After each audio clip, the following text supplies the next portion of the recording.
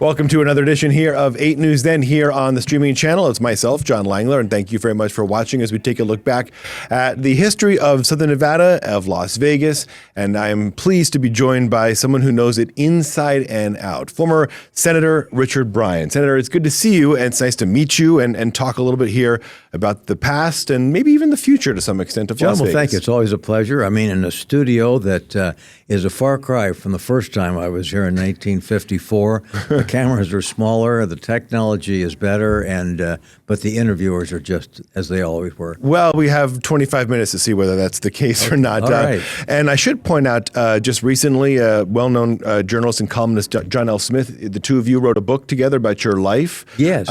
What was that experience like? Oh, just that's looking great. back and at your Well, time. John L. was great. John L. helped me with the book. Without him, there would be no book. The early part of the book, my life, and that was something that only I could talk about. But getting into the political years, I said, John did some research for me, helped me formulate, some paragraphs, absolutely essential and a delight to work with. I mean, I had real apprehensions. Oh, he's going to insist on this, but he always took my position in advocating with the editor sometimes, well, we don't want that. And very seldom did I say, that's got to be in there. And John L. was my advocate. So great guy. So John L. wrote a book about you. John Ralston wrote a book about Senator Reed. Yes. The two of you, of course, knew each other so well. So longtime journalists and longtime lawmakers dueling in the bookstores all across the state. But let's talk, Senator, about just, let's start with your life in Nevada. You moved here after being born in Washington, D.C. And, of course, when you and your family came to Las Vegas, it was very different to what it is now. What do you remember about Las Vegas in the 1940s? Well, we had about 10,000 people. My dad had just finished at the law school, so my mother and we came back, and I remember the trip quite well. No interstate in those days, and my mother had a map. She was, in effect, the navigator, and I had a little book suitcase where she could read to me, and it was so really the first big experience was going to grammar school, Fifth Street Grammar School, and my teacher was the legendary Doris Hancock. She has a school named after her, typical of the era. In those days, kindergarten was only a half a day, and for some reason, kindergarten in the 40s was like preschool today. We did not learn to read, the colors, the capital letters, small letters, that sort of thing. And then she would read a little something to us. A wonderful woman and a great story. I mean, one of the assignments was to draw within an outline of a kite with your red crayon. Right? Yeah. We couldn't read, but a little note, something like this. Richard needs to learn to stay within the lines. 20 years later, she was at some event, quite elderly, and I said, Miss Hancock, you're so right, I do need. That's one of my great, and I had perfect attendance, which I thought was like getting a PhD from Harvard. Well, and it also comes back to, I think, it's hard to wrap our heads around how small Las Vegas was then, and in a relatively short amount of time, how big it is now. Yeah. Cities around the country, they grow and so forth, but the speed that it grew is incredible. How small was Las Vegas in your youth in that time? Well, let me just put it, about 10,000 when we arrived in January. The war had just broken out. Pearl Harbor was bombed the previous December. And by the time I was in high school, probably about 40,000. But for the 40s, the population in Las Vegas in 1950 would have been about 24,000. And I would imagine the thread between the neighborhoods and the Strip, what it was back then, or downtown, was so much tighter then, just because everybody knew each other. Well, that's true. Let me just tell you, we didn't go out to the Strip hotels. There were two, the El Rancho Vegas and the Last Frontier. And the credit cards as we know them today, John, were not widely used. Sure. And my dad was, I say, a lawyer, and he had a gasoline credit card. But one of the advantages, if you had a city ledger account, and that's akin to a credit card today, your kids got to swim in the swimming pool. Oh. And I spent many days in the swimming pool at the Last Frontier at the El Rancho. And those times, by the time I got to high school in 1951, I mean, the town had grown too large, and those days were over. That was also around the time, of course, I think we were used to seeing the atomic plumes, the test site and the testing that was going on. I don't think I've ever spoken to someone who was there at that time. I was there. Is it as simple as you could just see it from Las Vegas? You could see it from... Well, first of all, there was so much excitement. Even the weekly readers that we got, when we were in the 4th and 5th grade and everything, atomic energy would be so cheap, you could just, like having a little atomic generator in your backyard. You say too cheap, too little to even measure. Well, that obviously is not the case. Yeah. But the first atmospheric explosion was in about January of 1951. I was in the 8th grade. It was a big deal. We'd get up early in the morning, and there was a little experiment that we had. The speed of light travels much faster than the speed of sound. So we were told, now calculate from the time you first see the flash and when you feel the rumble, and you can make basically a calculation of how far you are from ground center. It's crazy how that Las Vegas was close enough to that. Now the test site seems, you think of it way up in Lincoln County and so far, but this was sort of in the backyard, and it was an attraction of Las Vegas at the time. Yeah. You mentioned your father was a lawyer, and he was also very involved in civic activities in the community. How did that ultimately maybe guide your future? Quite a bit. I was very small. My dad, his office in 1951 was at the corner of 3rd and Fremont. I was working at Bond's Jewelers, sweeping everything, and I would see him talk to people. They would come up to him, and he was very active. The Elks Lodge was a big thing, and the exalted ruler is the grand high poobah of the lodge, and he was very involved. But he said to me as a kid, he said, every person in the community has an obligation to what he called pay their civic rent. And by that he meant to contribute something to the community. Didn't have to be politics, didn't have to be involved in government. Whatever your vocation is, to give something back. That struck me, and early on I knew I wanted to do that, and I was still in grammar school, and I wanted to say, I'd like to be governor. Well, we'll get to that in a second here. By the way, here on 8 News Then, we're speaking with former Nevada Senator Richard Bryan, also former governor, former attorney general. You've got it all there. I have the resume here for LinkedIn. So you mentioned the Elks, by the way, of course, Eldorado days. That's still going on, of course. With the exception of Christmas, the biggest event in the year for kids. Yes. How did your time in outside of school eventually morph into political office? When did that switch flip? Did you always think you were going to be involved? It was in grammar school, John. My father was very active. He had run for district attorney in 1950 against a top-notch guy, Roger Foley, the courthouse, and was defeated in the Democratic primary. And then in 1954, he had run for district attorney and was defeated in the Democratic primary by George Dickerson, first-class, wonderful lawyer. And in 58, he gets elected Justice of the Peace. So I followed those campaigns as a kid.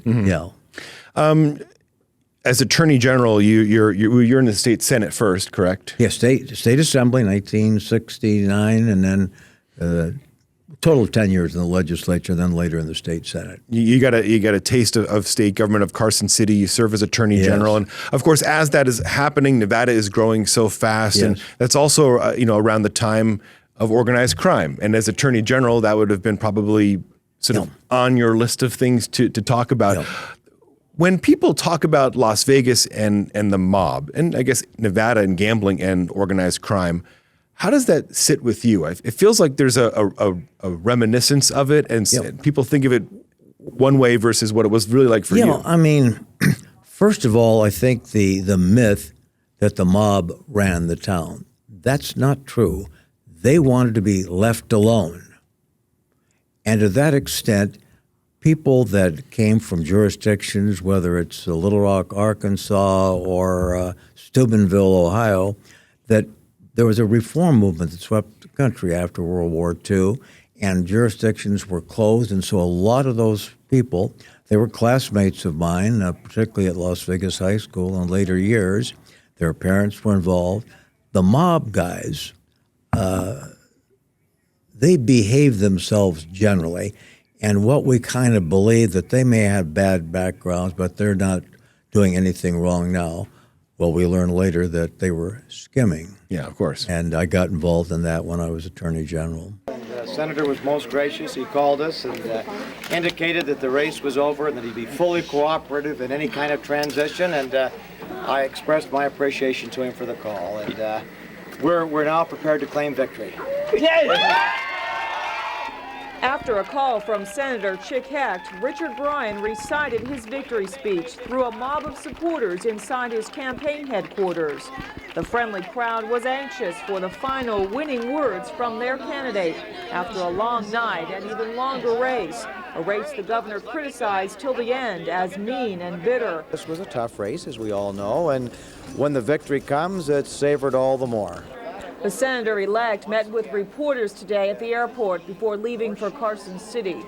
You know, I think we expected to do a little less well in Washoe and maybe a little better in Clark, but I'm pleased.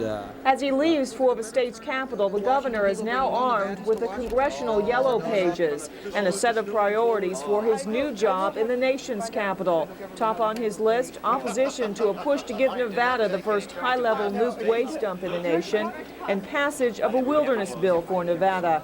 Bryan referred to his new partner in the Senate, Harry Reid, as his gold dust twin, resurrecting the nickname for the two from their work in state government more than a decade ago. Said Bryan, it's important to have two Nevada senators who can work together for the state. Julie Kurtz, Eyewitness News 8. After serving as Attorney General, you then are elected as governor as well. Was it weird or was it challenging to see the state changing as it was so fast during your time as AG and especially as governor when you have more economic considerations to take into account for running the state essentially? Nevada was changing a lot.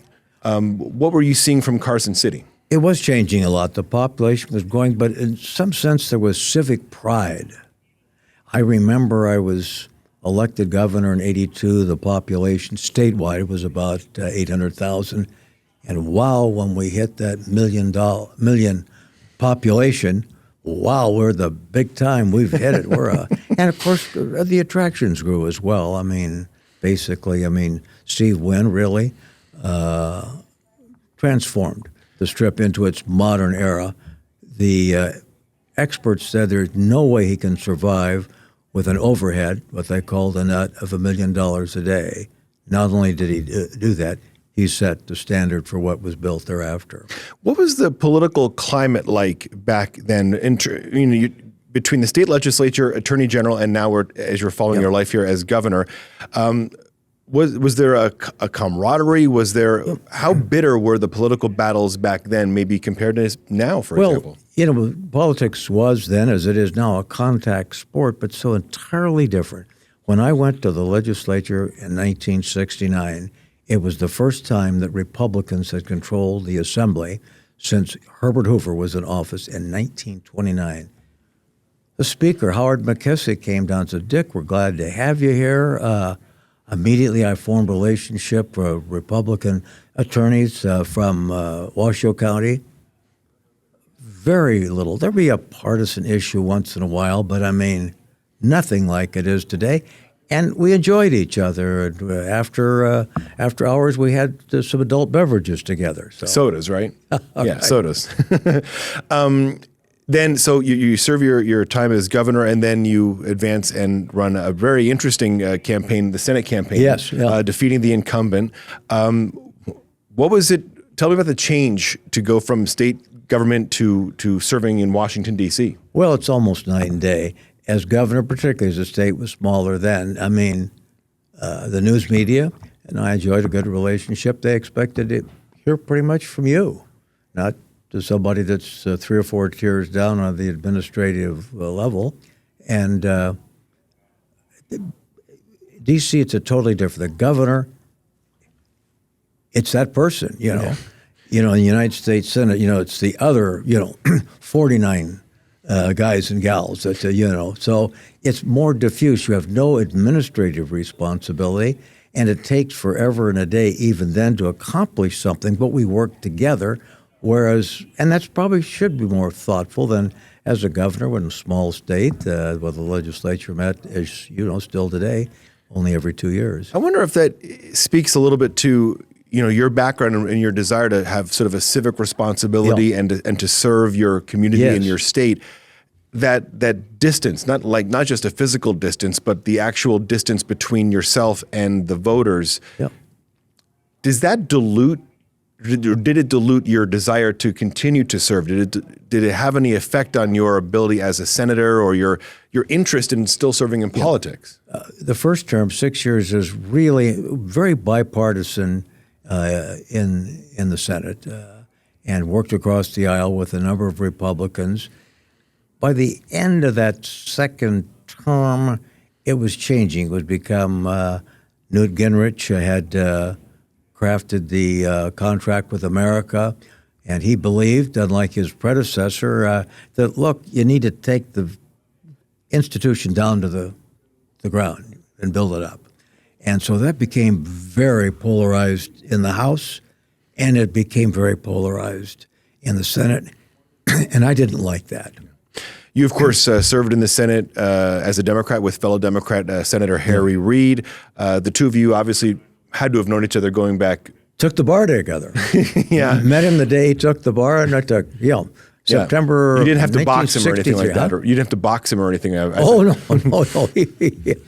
I'm not sure how that would have ended, but you served together, obviously. Tell me about your relationship in Washington, D.C., because you both are same political party, same background to some extent, and you're kind of in it together to a little ways. Well, we were where we were, and obviously on Nevada issues, I think we were in line on most everything. There were differences that we had, and obviously sometimes our staffs would have some issues. We think your guy get credit for something that Senator Reid or Senator Bryan had, but a little of that. But we remained very close over the years, and he was much more interested in becoming in the leadership ranks. I never had a desire to be the majority leader. He became the majority leader for a number of years. One of the battles, as I recall from your time in the Senate, was with Yucca Mountain. Yes.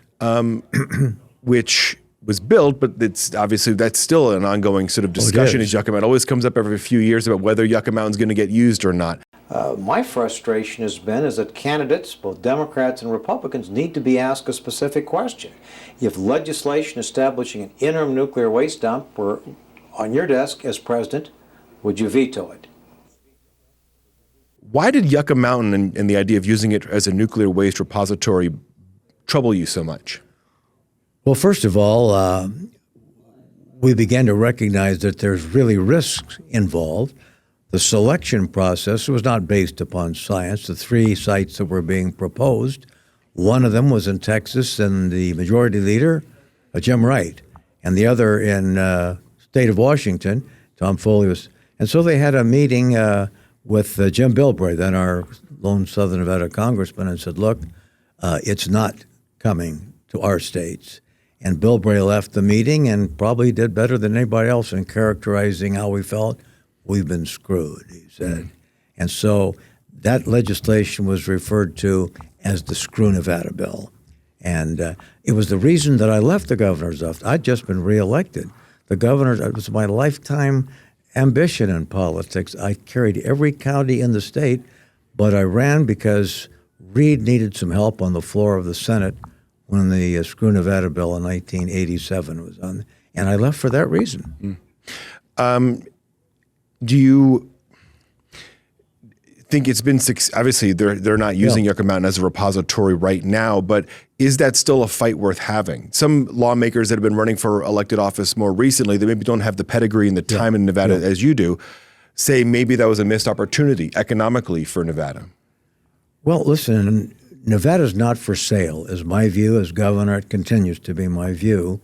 And it's just unsafe. The repository is unsafe, and the science doesn't justify it. You've got earthquakes. You've got a formation welded tough that is not impermeable as it was thought to be. And so there's some real risk in terms of the public health and safety of Nevada. And the fight goes on. The fight also goes on with regards to public lands, which I know you were also involved in the Senate as well. And there's been efforts to reopen some open public lands to more development. Where do you see, as a civilian now, the dividing line between preserving public lands and opening it up for more growth? Well, I was proud to be the author of the Southern Nevada Public Lands Management Act, SLPNA as it's called. And we brought together groups, the environmental community, the development community, state, local government, and we worked together to see which areas should be released for private sector use. Yeah. And that was good. I think that concept is still not and first of all, much of Nevada would not be developable as a practical matter. It's so far from an infrastructure and a basic population center. So not everything, but there are some areas today that I think are appropriate, and I think a process, John, needs to be established. It's been done before. I think it can be done again. You kind of hinted at this a little bit about why you eventually decided not to run for re-election in the Senate. Did you enjoy your time in Washington? I did. Yeah. And my wife loved it. She wanted me to run again. Oh, she loved it, yeah. But there were several reasons, John, a couple of personal. I began missing my old friends. Their lives were going on, and I came back almost every weekend, but my calendar was jammed Saturday and Sunday with various public events and people that wanted to visit with me. And another thing was I had not been an absent father, but the grandkids were arriving, and I thought this may be, a mulligan, as they say in golf, that I could do this one over again. And then finally, my father had died at 52. And although my health was good then, and I think relatively good today, all of those factors combined, plus it wasn't the same institution then as it was when I arrived in 1989. And plus, between, again, state legislature, AG's office, governor, and then the Senate, you've been in elected office for pretty much, years and years and years. It was maybe time for a break. Well, people could say, God, he has a hard time holding down a job, doesn't he?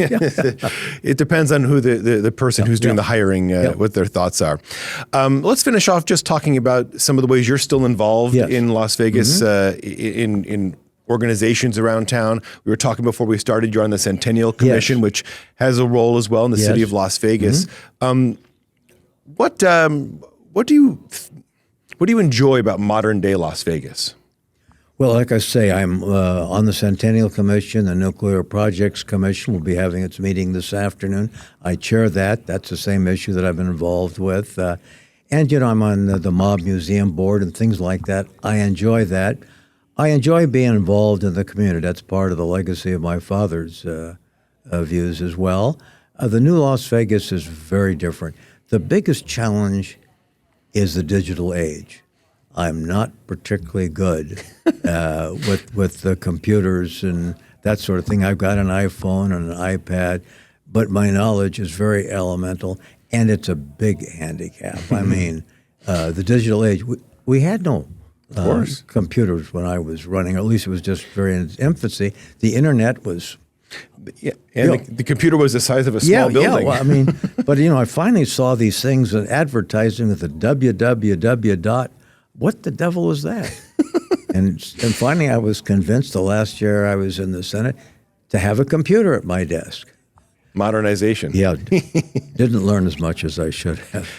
And just revisiting again, we kind of hinted at this a little bit before, but the idea of civic pride, civic responsibility, and a connection to the community. Yes. I would imagine maybe you would feel this way, that as the city gets bigger, those threads that connect a person to where they live maybe get a little stretched, maybe it's more a little thinner. There's no question about that. What do you think could be done to maybe improve that, or is there a way to adjust that? Well, I think there's an opportunity. The difficulty today, most people do not get their information from the newspaper, don't get it for the evening news. They've got all streaming services, and some of those are far to the left, others are further to the right, and they're kind of in silos. So it reinforces their thinking about a particular issue, even though there's another side that may be more persuasive. That's challenging. I do think, town hall meetings by office holders is important.